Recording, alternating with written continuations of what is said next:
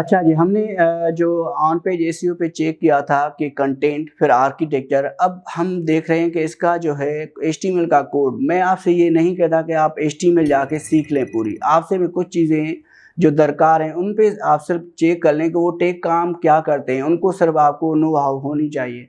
मैं आपसे फर्स्ट कह रहा हूँ कि आप जो एचटीएमएल का टाइटल होता है आप उसको चेक करें कि टाइटल आपका बहुत मीन रखता है। मैं इसको +3 मार्क्स दे रहा हूँ। तो इसको जो है टाइटल को आपको चेक करना है कि आपका जो टाइटल है, जिस तरह आपको मैंने ऐसे में कहा था कि आपको जो है ना रिलेवेंसी देखनी है। अगर आपका टाइटल कुछ और है और आपने टाइटल से हट के जो नीचे पैराग्राफ या और चीज़ें आपने कीवर्ड ऐड किए जो टाइटल से रिलेटेड नहीं है, तो आप ऑटोमेटिक खुद से ही आपने डी रैंक कर लिया, आपने उस टाइटल से खुद आप हट गए। तो आपको टाइटल पे मेहनत करनी है। उसके बाद आपके पास है डिस्क्रिप्शन टैग।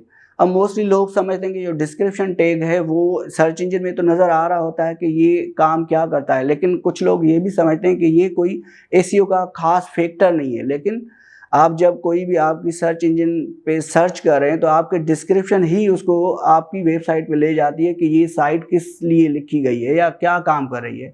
तो आपको उसको मैं +2 मार्क्स दे रहा हूँ, टाइटल को +3 दे रहा हूँ और डिस्क्रिप्शन को +2 दे रहा हूँ। तो आपको इसको देखना है कि डिस्क्रिप्शन का टैग जो है आपको ऐड करना है।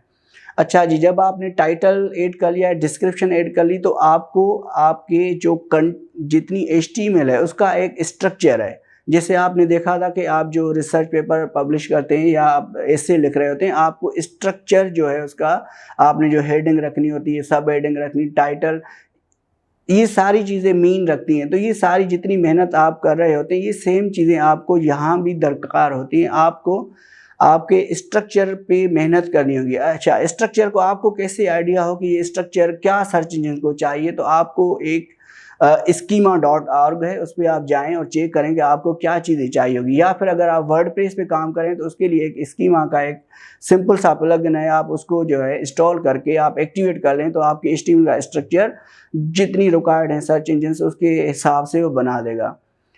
अच्छा जी, आपने जब टाइटल डिस्क्रिप्शन देख लिया और फिर आपने जो है स्ट्रक्चर बना लिया, तो आप हेडिंग पे काम कर लें। हेडिंग क्या है, H1 टैग होता है, H2 टैग होते हैं, इस तरह H1 से लेकर 6 तक होते हैं। लेकिन जो मोस्टली हैं H1 से H2 H3 तक, जो H1 और H2 मैं इस पे नहीं जा रहा कि उसमें कौन से जो है आपको यानी कितनी प्रायोरिटी मैं उसको +2 दूँ मार्क या फिर +1 दूँ। आपको इस पे जो है ना मैं इसको +1 दे रहा हूँ। आपकी जो हेडिंग है वो रिलेटिव होनी चाहिए आपकी उस टाइटल और डिस्क्रिप्शन से।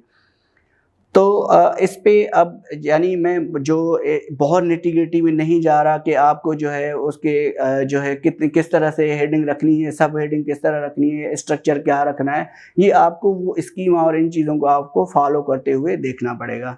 अच्छा जी, एचटीएमएल कोड है इसकी यानी इसमें और भी चीज़ें हैं, लेकिन अभी इसको हम जो है ऑन पेज को यहाँ पे एंड करते हैं, फिर हम ये देखने जा रहे हैं कि ऑफ पेज के पैरामीटर आपको कौन से इंक्लूड करने हैं।